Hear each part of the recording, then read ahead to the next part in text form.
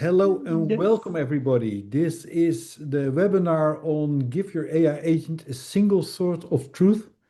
And it's being recorded, and afterwards it's posted on Iceclock, so you don't actually have to write or take pictures or things like that. I'm Lucas, working at Icecat, and with me I have Guillaume. Hello, good afternoon. I'm Guillaume, CTO at Icecat. Today will be a bit of a technical session because it involves a lot of three-letter acronyms, MCP, UCP, all that type of terminology. But in the end, we want to make it tangible for you and to explain what it stands for and what the benefits are for you in this in this webinar. If we look at what we are going to present, it's different topics. First, it's why does AI hallucinate? Why does it need to grounding then? What is the model context protocol? What is universal commerce protocol? And then two demos weaved in the middle of that presentation, and at the end, the questions and answers. There's a chat. You can put your questions in the chat. We will answer them at the end during the Q&A. And this is also the first time we're doing this in Zoom.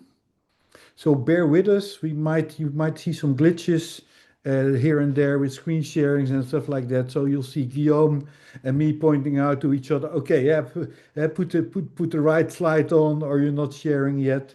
But it's great to have this huge group here from all across the world, because it's actually quite needed what we're doing here. But before we go into the details, the first thing is on Icecat itself. What does Icecat do? It solves the problem of any to any. You have millions of brands, and you have, on the other hand, you have 10,000s, 100,000s of retailers and channels. And with Icecat, we make sure that the content from those brands are syndicated across to all those different channels. In the middle, you have a database with 25 million products currently, and we're growing. And already for the humans shopping, so for the Amazons, the Media Market, the Carrefours, what you see here to the right, we had a download of 40 billion data sheets last year, billion with the B. But new to that is that that's where the humans are shopping, but there's also a part where you see that AI is going to be shopping, either on the agent websites or via Cloud and Gemini or Google Shopping. And this webinar is particularly about that flow of agentic commerce. Because over the past year, we've seen AI that had moved from experimentation into real production environment. It started as simple chatbots, and it evolved in systems that influence product comparison recommendations and increasingly purchasing decisions. Our consumers ask AI, which one should I buy? Is this compatible? Is this the better option? And what you see is that those answers directly impact conversion return and brand perception. So the requirement is quite simple. If AI influences commerce, it needs to be right. And today is about that reliability. Today is about the trust, and today is about the infrastructure which makes this agentic commerce safe. Because let's talk about the problem. Let's talk about hallucinations. I work with AI a lot, and it gives me the most confident and convincing answers. And when I ask AI, then, okay, are you sure? Then say, oh, yeah, yeah, yeah. Why didn't you do this? Oh, yeah, I'm sorry, I'm sorry. AI is there to please. So it can give wrong specifications, it can invent features, it can invent knobs which are not even there, or features which are not there. And the reason is that AI models They don't lie, they predict. And oh, hold on one second. And in commerce, if you have prediction without verification, it becomes really expensive. Uh, if you have an AI assistant which confidently says, well, yeah, of course, this laptop supports two displays for 4K at 220 hertz.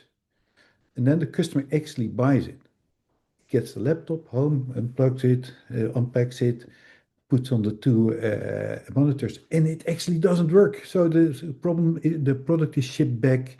It's a support cost, return cost, lost trust. And there, the customer do not blame the model, they blame you. And here's where hallucinations are a commercial risk. And why is that? I think the key thing here for us to understand is that a large language model like ChatGPT is not a product database. It's trained at one moment in time on static data. And the moment that model is released, it already begins to age. There's new product launches, new specifications, compliance changes. But when somebody asks such a large language model like OpenAI or Claude, the model starts predicting, but it doesn't verify anymore. And what you see there is people say, wow, I'll put more prompts around it because prompt engineering is very important. But you cannot prompt your way into guaranteed accuracy. For that, you need infrastructure. Because AI needs to check facts before answering.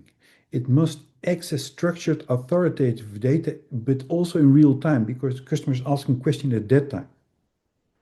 And that grounding, as you see here, actually transforms AI from guessing into checking. And that unlocks trustworthy commerce. And for that, I have Guillaume to explain the next step, because what is the answer there, Guillaume? Thank you, Lucas. So to understand what this matters, we need to look at how AI systems actually communicate. Historically, connecting a LLM to database required custom integrations. It was inefficient and difficult to scale. That's why Anthropic introduced MCP last year. So it's an open standard for AI connectivity. MCP provides a universal interface that allows AI models to query external systems securely and instantly. At Icecat, we recognize immediately the strategic importance of this shift. As early adopters, we have integrated our global catalog directly into this ecosystem. The beauty of MCP is its efficiency. No training, no fine-tuning, no custom pipeline. There is a real-time precision. The model remains general purpose, but when it encounters a product-specific question, it uses MCP to consult the Icecat source of truth. By adopting MCP, we are not just giving the AI a memory, we are giving it a verified reference library. It transforms the model from a guessing engine into a precision tool. So now let's look at the quality of the data. Can you go to the next slide, please? So now that we have established that how the AI connects through MCP, let's talk about what is actually reading. In the world of AI grounding, the output is only as good as the source. That's why Icecat acts as the definitive product truth layer. We are not just another data provider. Icecat is a global ecosystem where the data comes directly from the source, the manufacturer themselves. When we talk about being the official reference for grounding, we base that on three pillars. Manufacturer validated accuracy, the data is not scrapped. All the data come directly from the manufacturer themselves. Massive scale, we have millions of products on our database, and global reach with more than 70 languages. Without this foundation, an AI is just a very eloquent guesser. With Icecat, the AI becomes a subject matter expert. We provide the infrastructure, the structure that turns raw information into actionable intelligence. that is what makes the grounding layer the official reference rather than just informative. Now let's see, I'm going to share my screen and I will show you how actually we can use Claude desktop to use our MCP server. Just 1 second. So what you see is already, while Guillaume is sharing his screen, there's different desktop applications for large language models. I think the most well-known is ChatGPT. But this is another one, Claude, which just was in the news because they didn't want to, from Anthropic, because they didn't want to work with the Pentagon on for using AI for all kinds of Pentagon purposes. So before I show you how it is on Claude, I want to show you that we have a documentation explaining how to make the configuration on Claude desktop. So this documentation is here. I'm putting the link on the chat of the meeting. 1 second. And for everybody who's not able to read the chat or you can't see it, at the end there's also QR code which you can scan on your screen, which has a link to the same page. So right after the configuration is done, Claude desktop is can immediately access product data. So you can ask him to list the available MCP tools. So by doing that, a query will be sent directly to the Icecat MCP server and will reply with the all 15 available Icecat MCP tools. Okay, so that shows what Icecat can provide currently. Okay, there is new tools which are released often. Okay, so you can look at the release note. Often we add new tools. It's so funny. It's so funny because I was making this presentation 2 weeks ago, and there were less tools, so I had to redo the presentation. So we said, okay, Guillaume, let's do this live now instead of doing it. So you see that all those tools. Oh, can you go back to the? Oh, can you go back to the tools again, or? Yeah. So you see that if you look at all those tools, this is actually all the information which is available to your AI agent from all products in Open Icecat. So these brands in Open Icecat have sponsored their content so that it is available not only for retailers, but also at this time for all agentic commerce. And what you see here is that we have product galleries. So it means that all the product images are in there, identifiers, manuals, reasons to buy, safety documentation, so compliance documents, warranty information, and also manuals. And the benefit of this is that if you're a retailer, you typically don't import all Icecat's information into your database. But here you have an additional layer of all the information which is not in your database and you can still access. So if you have a question on manuals, here you actually can have all the manuals of all the different, all your different products available in your AI agent. So once the connection with the Icecat MCP is done, so you can have the list of the tools, we saw that, but now you can ask questions about product. Okay, you can ask to retrieve a technical specification for a product by providing the JTIN or the NPN and the brand, but the JTIN is the priority and it's probably easier. And based on that, so I'm going to ask again. So we can see that the request is done here. Oh. For some, I don't know why I had this problem this morning, but time to time the query is not.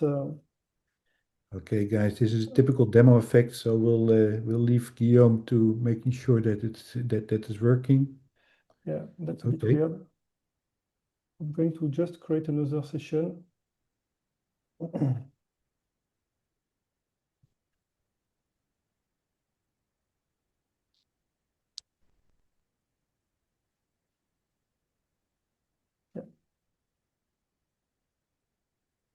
So here it's working. So here we were able to receive product specification. So here is the query which is done to the Icecat MCP server, and we get here the product specification on the JSON format. And based on that, and based on the question asked by the user, the LLM is able to generate an answer. So here it put all the specification grouped by categories of features. And you can as well ask to compare products. So if, for instance, I ask to compare two Lenovo laptops, by himself, he will, or by itself, he will be able to define that he has to do two queries to the Icecat MCP to retrieve product information and show a comparison table. And what's so brilliant here is typically this took a lot of effort from developers to actually link APIs, which is all kinds of programmer code. But here the system, it tells itself to the large language model what it is able to do. So it makes integration really easy. Even I can do it. And more than just showing the specification, he's able to analyze the specification to compare and to define which one is the best choice, which has the best specification. So that's it for the Claude demo. Okay, let me share my screen if you can stop sharing. Sure.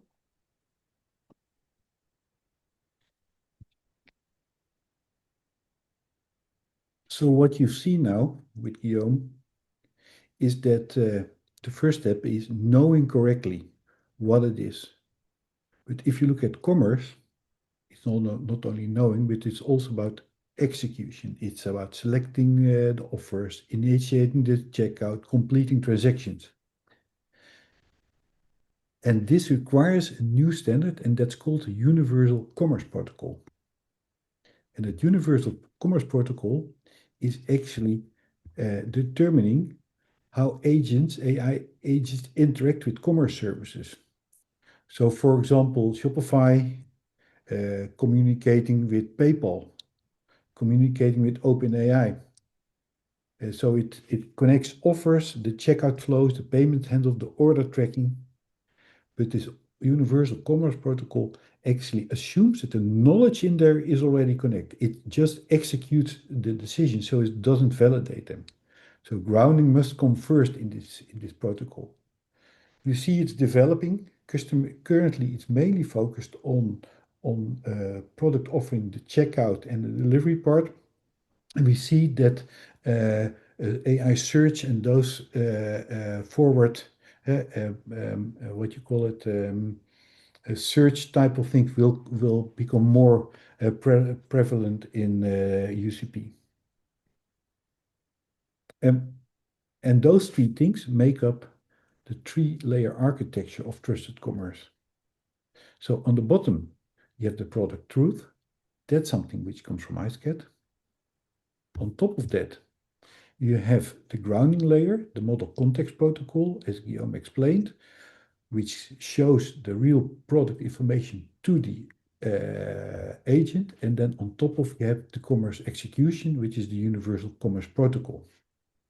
And with it, maybe Guillaume, you can show us how such an agent would work. Yes, I'm sharing again my screen.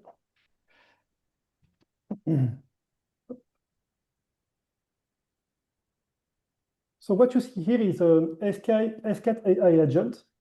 So it's not just a generic interface, it's a specialized environment built for product intelligence. We have combined the reasoning power of the last model with the structural integrity of Icecat data. So here, we don't rely only on MCP tools, we rely as well on built-in tools to retrieve product data. So we can ask to the agent to give the list of the built-in tools. And we can see that we have a tool to search product by keyword. So it's not only by JTIN or NPN. Here we can have a bit more advanced research. We have, of course, tool to retrieve product information, but we have as well tools which are specialized of rendering product data on the UI by showing a product detail or product comparison table or an image gallery. For instance, we can ask to retrieve this product, for instance, so we can see how many steps are executed. So when we speak about a step, we speak about a call to an external tool, so MCP or built-in. And you can see that here the agent is able to display, to show a product on the more nicest way. We have the GT, the category description, a little image showing how the product looks like, the key features, the description. We can as well ask to display only images. So here I'm asking to display only the images for this printer.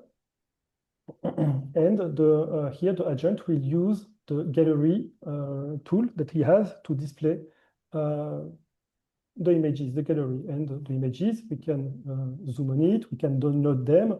So it's providing a more B2B features here, which allow channel partners to retrieve images, to retrieve specification of the product. As well, as I said, we have a tool which allow you to make a research not based on the JTIN or on the NPN, but based on keyword. For instance, here I can ask product information by providing the name of the product, not only. So here, based on the semantic research we have on our attached to this agent, we can find the product and we can display all the product information.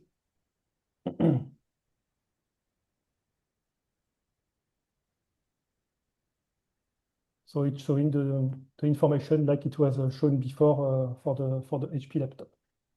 Yeah, so what you see here, Guillaume, is that this is basically a chatbot, but where ChatGPT or Claude are more generic. This is a real chatbot which is able to show products in the B2B environment really well for people to collaborate on that and to make sure that all the information currently available in Icecat is divulged in a really efficient manner.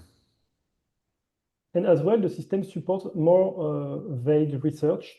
For instance, here you can ask to search 2 HP laptops released less than 1 year ago and ask to compare them and to choose which one is the best for the gaming.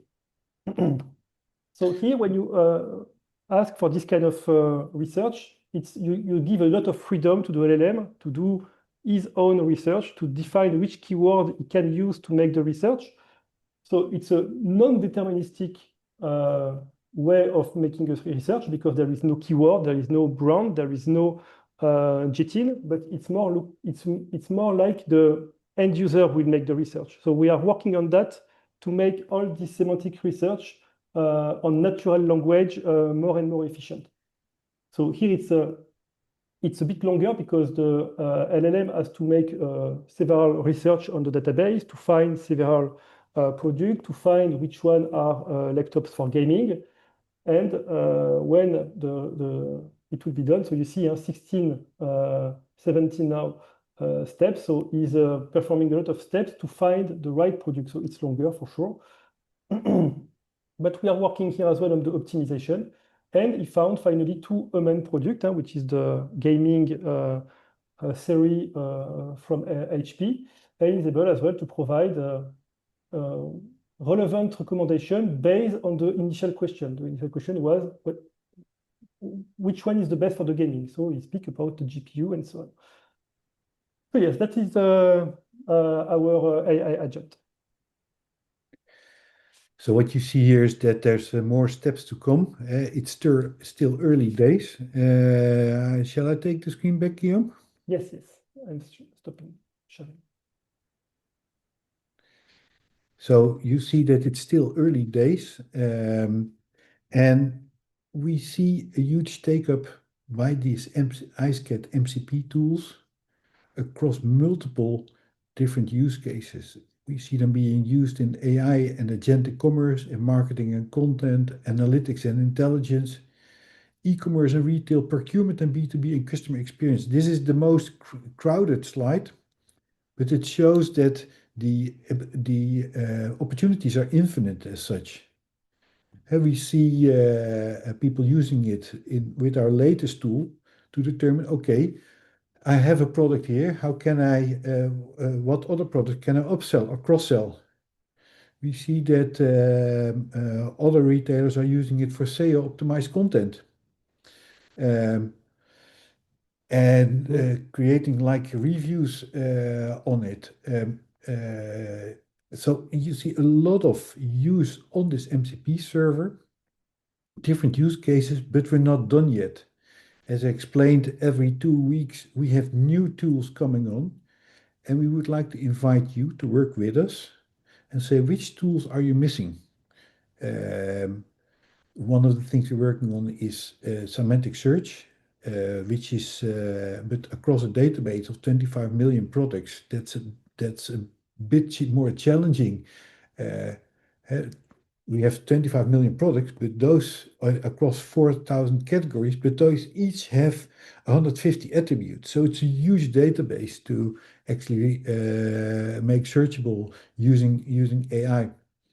So we're working on that. So let us know which use case you find most usable. And with it, I think we go to the last part. It's so cool that we're entering a world where AI agents do more than just assist. They're recommending, they're negotiating, they're transacting. Um, and in that world, the advantage is not who has the biggest model, but who has the most trusted foundation. And if you are a brand, you can sponsor your content in Open Icecat so it is available to AI using the MCP server. And if you're a retailer, feel free to use it, to trial it.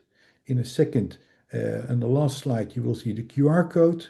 You can try it and see what it is and let us know where you want to take it. But in the end, it's one source of truth, zero hallucinations. And with it, we'd like to thank you. And we're happy to take your questions. We're now into question and answer. Let's see if there's something in the chat. Can you see the chat, Guillaume? Let me see. Yes, there is nothing on the chat. Okay. Um, Anyone want to ask a question?